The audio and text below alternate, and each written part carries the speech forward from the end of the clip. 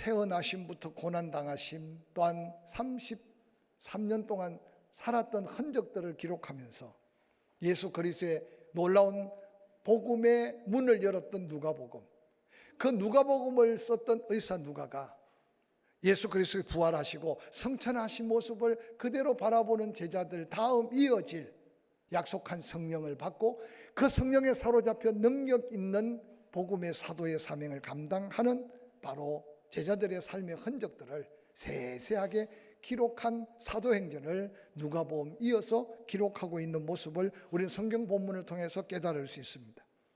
특별히 여러 사도들 외에 사도 바울의 복음 사역을 세세하게 기록하고 그가 어떻게 예수 그리스도를 만났으며 마지막 로마까지 가서 순교당하는 그 걸음 통해서 모든 걸 초월하고 모든 걸 이겨낼 수 있는 그 놀라운 능력이 바로 부활하신 예수 그리스도께서 약속하신 성령의 능력이었다는 사실을 소개합니다. 그래서 사도행전을 가르쳐서 성령 행전이다, 복음 행전이다, 그렇게 후세대들은 이름 불러 그 책에 대한 감동을 받습니다.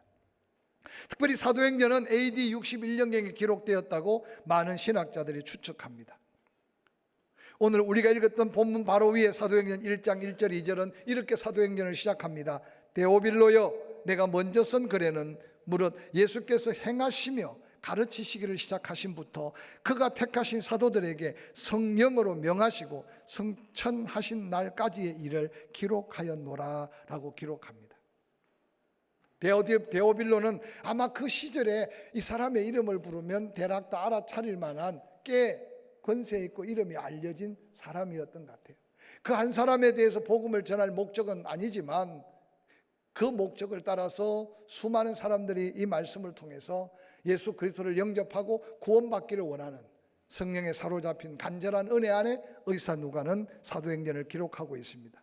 그래서 누가복음에는, 즉 먼저 쓴 글에는 예수 그리스도께서 어떻게 행하시며 어떻게 가르치시기를 시작했는지를 기록하고, 또한 이어지는 말씀은 그 택하신 사도들에게 성령으로 명하시고 그들이 성령 받고 난 다음에 이어지는 놀라운 말씀을 사도행전을 통해서 이어 기록하고 있다는 사실을 소개하고 있습니다.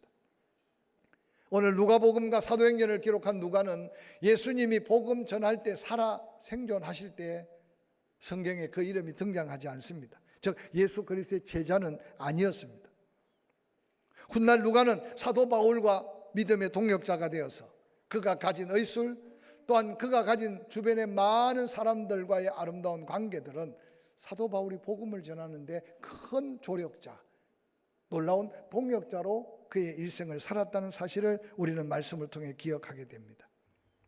예수 그리스도의 탄생, 예수 그리스도의 고난, 예수 그리스도의 부활을 상세하게 기록한 후에 사도행전을 기록하면서 이제 약속한 성령이 임할 때 그 성령을 통해서 이루어질 하나님의 놀라운 역사를 사도행전은 세밀하게 기록하여 우리에게 보여줍니다. 그래서 구약에 예언된 메시아, 즉 성탄으로 오신 예수 그리스도를 통해서 이 땅의 구원의 역사가 시작한 후에 성경대로 예수님은 죽으시고 부활하시고 성천하신 그 예수님, 그 예수님이 약속한 성령은 그 성령을 사모했던 제자들에게 충만하게 임하였고, 이전에 그들이 성령 받기 전에는 들어도 깨닫지 못했고 보아도 감동을 받지 못했는데 이제 약속한 성령, 오늘 보면 사도행전 1장 8절 오직 성령이 너희에게 임하게 된다. 너희가 큰 권능을 받게 될 것이다. 그때 너희는 예루살렘, 유대, 사마리아 땅끝까지 바로 예수 그리스도의 복음을 전하는 정인의 삶을 살게 될 것이라고 말했습니다. 예수님은 부활하셔서 너희들은 가서 모든 족속으로 제자를 삼고 아버지와 아들 성령의 이름으로 구원받은 그들에게 침례를 베풀고 너희가 나에게 받은 하나님의 말씀 그걸 삶에 옮겨 살면서 후에 믿는 그들에게 그 말씀대로 살아갈 수 있는 아름다운 모델로 살아가라고 명령하셨습니다. 기억하십시오. 그런데 제자들은 그 말씀을 기억하지 못했는데 오늘 사도행전 1장 4절에 다시 예수님께서 부활하신 모습으로 모여있는 그들에게 분부합니다. 이제는 예루살렘을 떠나지 말아라. 내게서 들은 바 아버지께서 약속한 바로 성령을 기다려라. 요한은 회개하는 자에게 물로 침례를 베풀었지만 너희는 몇 날이 못해 성령의 침례를 받음으로 약속한 성령의 권능을 덧입게 될 것이라고 말씀하셨습니다. 부활하신 예수 그리스도께서 성천하시기 전에 제자들에게 명령한 최후의 명령과 같은 이 약속이 있는 말씀. 근데 이 말씀이 이미 예수님이 제자들을 불러 모아놓고 말씀하셨던 말씀이라는 게 얼마나 놀라운지 모릅니다. 요한복음 14장 16절은 이렇게 기록합니다. 내가 아버지께 구하겠으니 그가 또 다른 보혜사를 너희에게 주사 영원토록 너희와 함께 있게 하리니 그는 진리의 영이라. 세상은 능히 그를 받지 못하나니 이는 그를 보지도 못하고 알지도 못함이라. 그러나 너희는 그를 아나니 그는 너희와 함께 거하시며 또 너희 속에 계시겠습니다. 안타깝게도 이석은 제자들은 부활하신 예수를 만나기 전, 성령 받기 전에는 예수 그리스도를 통해 들려온 하나님의 약속, 하나님의 음성을 들어도 깨닫지 못했습니다. 이전에 그들은 귀에 들려도 듣지 못했고 또한 깨닫고자 힘쓰고 애쓰지도 못했습니다.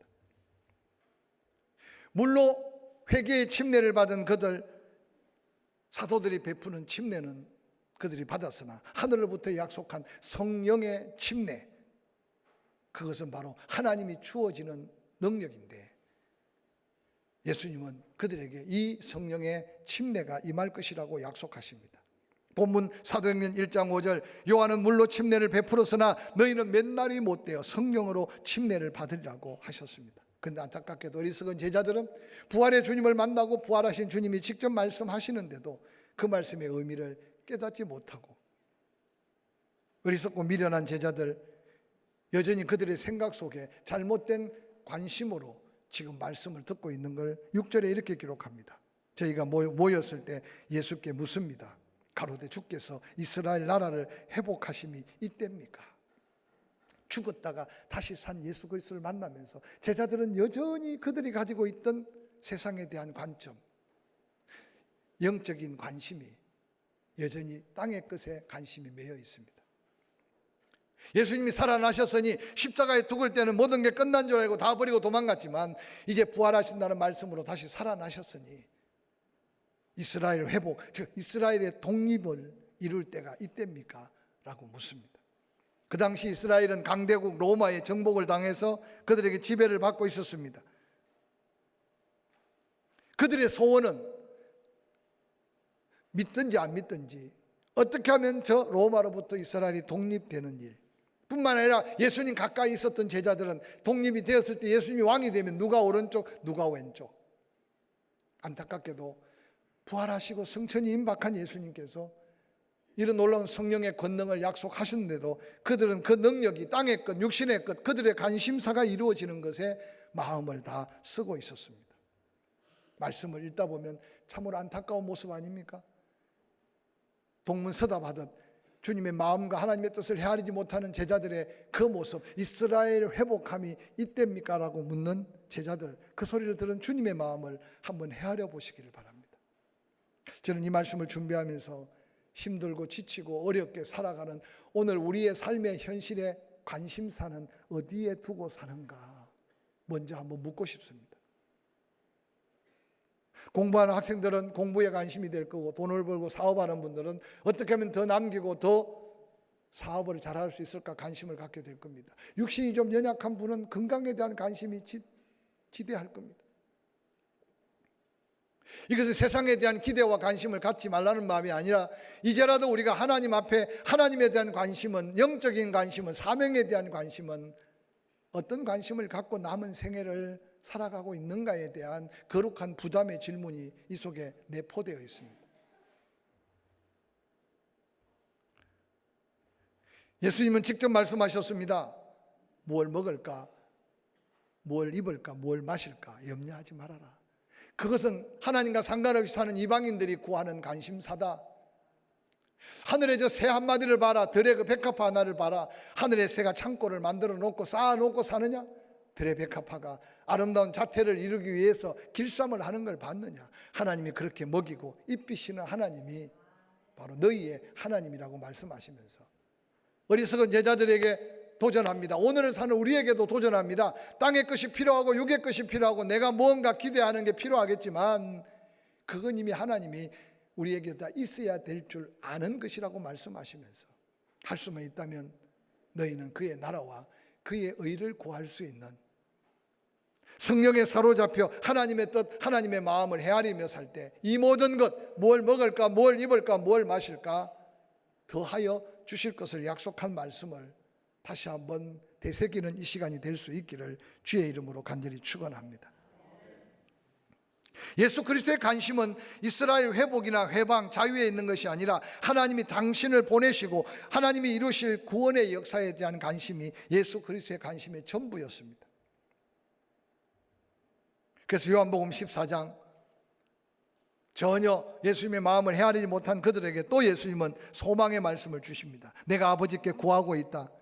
나는 시공간을 초월할 수 없는 육을 입어 몸이기 너와 항상 함께 할 수 없다. 내가 떠나는 게 너희에게 유익이다. 내가 다른 보혜사 파라크레토스, 즉 너희와 영원토록 함께할 성령을 너희에게 보낼 거다. 그는 진리의 영이다. 세상은 능히 그를 받지 못한다. 그를 보지도 못하고 알지도 못한다. 그러나 너희는 안다. 그는 너희와 함께 거하고 너희 속에 계신 성령님이라고 예수님은 말씀하셨습니다. 사랑하는 성도 여러분, 진리의 성령이 너희에게 임하게 될 텐데 모든 진리 가운데로 너희를 인도하게 될 것이라고 말씀하십니다. 성령이 내 안에 내주하는 그 순간, 아니 성령이 내 안에 임재하는 그 순간 우리는 영적 세계를 분별할 수 있습니다.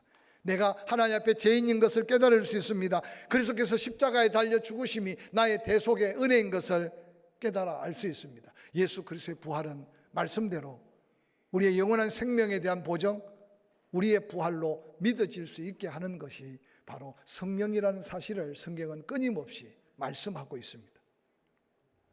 믿게 하시고 영접하게 하시고, 영접하게 하신 하나님께서 죄를 고백하고 하나님의 자녀임을 확정하는, 그래서 성령의 인치심이라고 말씀하셨는데 예수 믿고 구원받은 자에게 바로 이 성령은 놀랍게 역사하심을 다시 한번 기억하시기 바랍니다.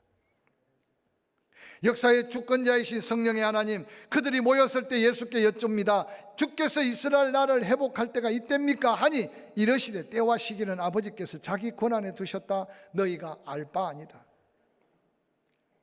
어리석은 제자들을 책망하기보다는 오늘 이 말씀 속에 기억한다는 할 것은 너희가 지금 관심이 매여 있는 그것 하나님도 아신다. 이스라엘 회복할 시기 역사적으로 언젠가 올 것이다. 근데 너희는 지금 그 시기를 기다릴 필요 없다. 하나님이 그 시기를 이미 계획하고 계신다. 할렐루야. 내가 온 것은 하나님이 계획한 그 시기를 앞당기기 위해 온 게 아니라 그것보다 더 귀한 하나님의 나라를 이 땅에 이루며 온 인류가 구원받기 위한 하나님의 구원의 역사 때문에 내가 왔다. 누구든지 예수 믿어 성령이 임재한 곳에는 놀랍게도 하나님의 놀라운 약속한 하늘로부터 임한 권능이 임한다는 사실을 성경은 우리에게 분명히 증거하고 약속하고 있습니다. 이 권능이란 말은 그 능력이라는 뜻인데 세상에 섞일 수 없고 땅에서 얻을 수 없는, 그래서 헬라어로 두나미스라는 말로 사용하고 있어요. 하나님만이 허락한 강력한 능력. 이 성령이 임하면 권능이 나타나는데 영적 능력으로 죄인을 회개시키고 사람들을 진리로 이끌게 하고 거듭나게 하고 자신을 이길 뿐만 아니라 세상을 이길 수 있는 능력이 바로 성령 안에 하나님 허락하신 권능이라는 사실을 기억하시기를 주의 이름으로 간절히 축원합니다. 오늘 이 자리에 다 예수 그리스도를 구주와 주님으로 영접하고 믿음을 고백했으니 예배자로 오지 않았습니까? 여러분 안에 성령이 내주하고 계신다는 사실을 확정하시기를 주의 이름으로 간절히 축원합니다. 단지 로마서 8장의 사도 바울까지 말할 수 없는 단식으로 너희를 위해 기도하는 성령님 상상해 보세요. 어긋난 길로 가는 자녀를 바라보며 눈물 짓는 부모의 가슴 아리를 누가 알 수 있겠습니까? 근데 사도 바울이 성령 받고 영적으로 깨어나 보니까 그 성령을 소멸시키거나 그 성령에 불순종할 때 성령이 말할 수 없는 탄식으로 우리를 위하여 하나님께 중보하며 기도한다고 증거하고 있습니다. 저는 먼저 내 안에 계신 성령이 탄식하는 일이 없도록 성령의 민감한 영적 은혜를 구하고 내 안에 계신 성령을 자주 기쁘게 즐겁게 하는 충만함으로 이어지기 위한 영적 도전이 우리 안에 있기를 주의 이름으로 간절히 축원합니다. 예수 그리스도께서 부활하시고 부활하신 예수를 만난 자들 또한 약속한 성령을 받은 그들에게 권능은 놀랍게도 평강으로 임하였습니다. 요한복음 14장 27절 평안을 너희에게 끼치노니 곧 나의 평안을 너희에게 주노라. 내가 너희에게 주는 것은 세상이 주는 것 같지 아니하니라. 너희는 마음에 근심하지도 말고 두려워하지도 말아라. 요한복음 14장 1절 기억하죠? 너희는 마음에 근심하지 말아라. 하나님을 믿으니 또 나를 믿어라. 내 아버지 집에 거할 곳이 많다. 그렇처럼 내가 너희에게 일렀으리라. 내가 너희를 위하여 처소를 예비하러 간다. 하늘나라 처소가 예비되면 나 있는 곳에 너희도 있기 위해 내가 너희를 부르러 오겠다.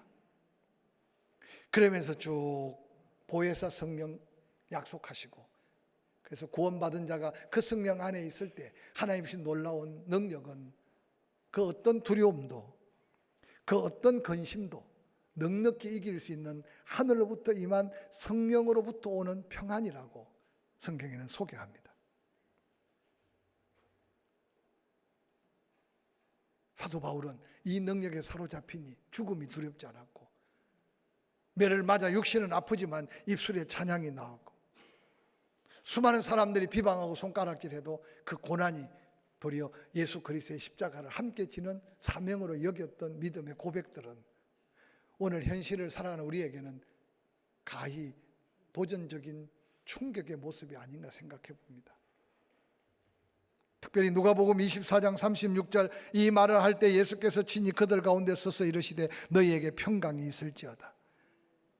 부활하신 예수 그리스도께서 두려움에 벌벌 떨고 있는 제자들을 만날 때 가장 먼저 선포했던 게 책망보다도 믿음 없다고 야단치는 게 아니라 하나님의 놀라운 역사를 깨닫지 못하니까 육에 속해서 두려워 떨고 있고 어찌할 바를 모르는 그들에게 제일 먼저 샬롬 너희에게 평강이 있을지어다. 누가복음 24장 41절에 그들이 너무 기뻐했다. 52절 그들이 큰 기쁨으로 예루살렘에 돌아갔다. 부활하신 예수를 만난 후에 그들은 늘 성전에서 하나님을 찬송하며 예배하는 삶을 살았다. 이게 부활하신 예수를 만난 변화받은 제자들 안에 임한 하나님이신 평강, 성령의 놀라운 능력으로 다가온 심령의 평안이라는 사실을 기억하시기를 주의 이름으로 간절히 축원합니다. 할렐루야.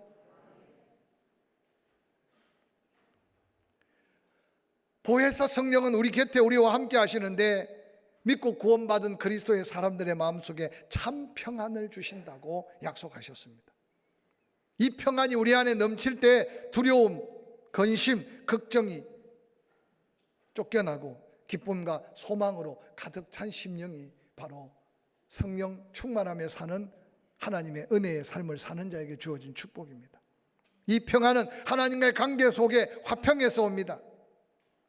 사제의 은총, 하나님의 임재하심을 경험하는 곳에는 이 성령의 역사 속에 뒤집어지고 엎어지는 일들이 있는데도 마음속에 이 평안은 아무도 빼앗아갈 수 없는 하나님의 능력으로서의 평안인 것을 기억하시기를 주의 이름으로 간절히 축원합니다. 뿐만 아니라 성령의 능력은 십자가의 능력입니다. 사랑의 능력입니다. 초대교회 성도들 그 엄청난 핍박과 환난 박해, 그들은 목숨을 거는 자리에서도 당당하게 순교의 피를 흘리면서 하나님 앞에 자기의 생애를 다 드릴 수 있었던 것은 예수 그리스도가 나를 위해 죽으신 십자가의 그 사랑을 알았기 때문에. 사랑하는 성도 여러분, 오늘날 용서라는 말을 여러분 들어본 적이 있습니까? 아예 용서할 대상도 없어. 실수하면 그뿐이고 받으면 그뿐이고 안 보면 그뿐이고. 그래서 어느 날 세상을 살다 보면 가족이 있는데도 혼자예요. 교회를 다니는데도 혼자라니까. 정신 차리고 우리가 말씀을 들어야 돼요.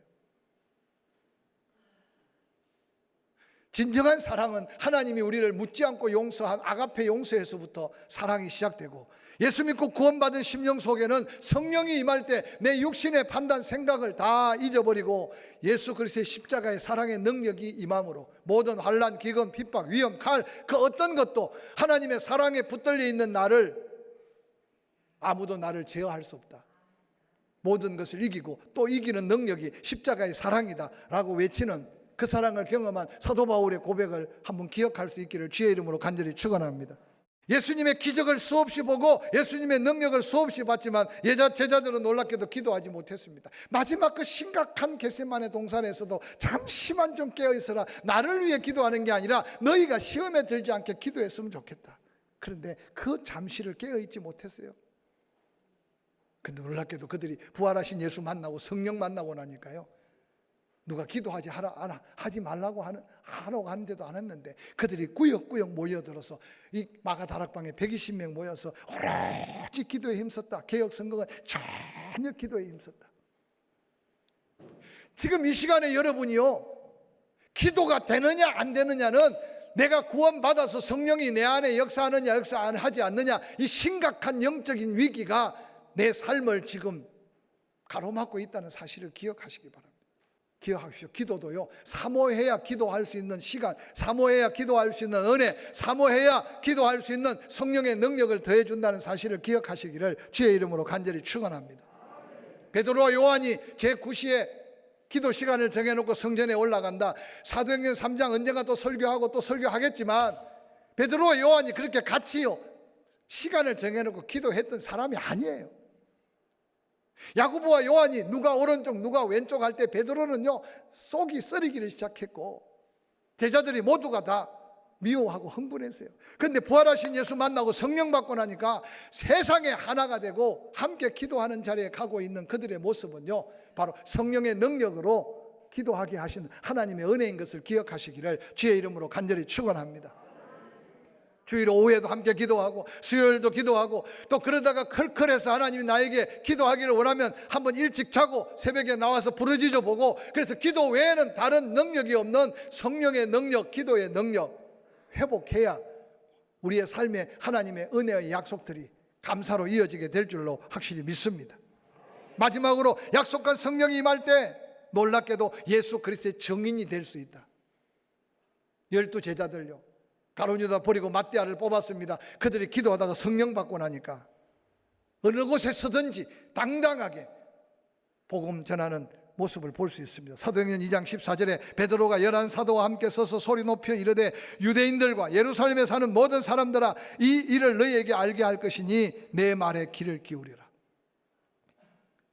계집 종 앞에 3번이나 예수를 저주하며 부인했던 베드로인데 부활하신 예수 만나고 성령 받고 나니까 누구 앞에 서든지 언제든지 예수 그리스도가 바로 하나님의 아들 구원자 그리스도이심을 증거했습니다. 이날에 베드로의 설교를 듣고 어찌할꼬 통회했던 사람이 3,000명이나 넘었다는 사실을 사도행전은 그대로 기록하고 있습니다. 지금까지 평생 내 입으로 예수가 그리스도 되시다, 구원자 되시다 전하지 못하고 전하지 못해서 한 명도 전도하지 못했다면 여러분 안에 구원의 확신과 구원의 감격이 없든지 성령을 계속 소멸하고 있든지 둘 중에 하나입니다. 성경은 그렇게 말합니다. 우리를 구원시켜서 교회로 데려오란 말이 아니었어요. 천국까지 데려오라고 하지 않았어요. 구원은 하나님이 시켜요. 우리에게 전한 것은 네 입으로 네가 믿는 예수를 전하라는 거예요. 할렐루야.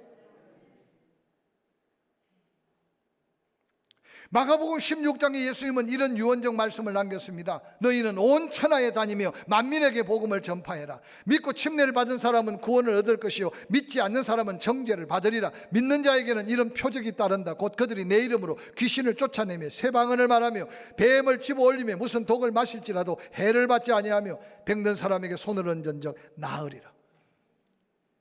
성령에 사로잡혀 예수 그리스도가 하나님의 아들 구원자이심을 전하는 자에게 주어진 약속의 능력임을 기억하시기를 바랍니다. 사도행전 4장 31절 무리가 다 성령에 충만하여 담대히 하나님 말씀을 전했다. 6장 7절 하나님 말씀이 점점 더 왕성하여 예루살렘에 있는 제자의 수가 더 많아졌다. 사도행전 12장 24절 유대와 사마리아 교회가 성장하면서 하나님 말씀이 흥황되었다. 누구 때문에요? 성령 받은 그들이 전하는 복음 예수 그리스도 증인될 때 끊임없는 구원의 역사가 계속되었습니다. 여러분 이 시대에 가장 필요한 게 뭐겠습니까? 예수 믿고 구원받아 하나님의 자녀된 우리의 가장 우선순위의 관심은 약속한 성령의 능력을 회복하는 것이라는 사실을 기억하시기를 주의 이름으로 간절히 축원합니다. 사모합시다. 아멘. 그 능력을 사용합시다. 할렐루야. 그래서 주신 평안함을 잃어버리지 않기를 주의 이름으로 간절히 축원합니다. 예수 그리스도의 십자가의 사랑으로 모든 걸 용납하고 받아주고 사랑합시다. 기도할 타임을 놓치지 말고 기도합시다. 뿐만 아니라 성령의 능력은 예수 이름만 불러도 기도가 응답되고 예수 이름으로 전하면 구원의 역사가 나타날 능력 있는 그리스도인의 삶을 살 수 있기를 주의 이름으로 간절히 축원합니다.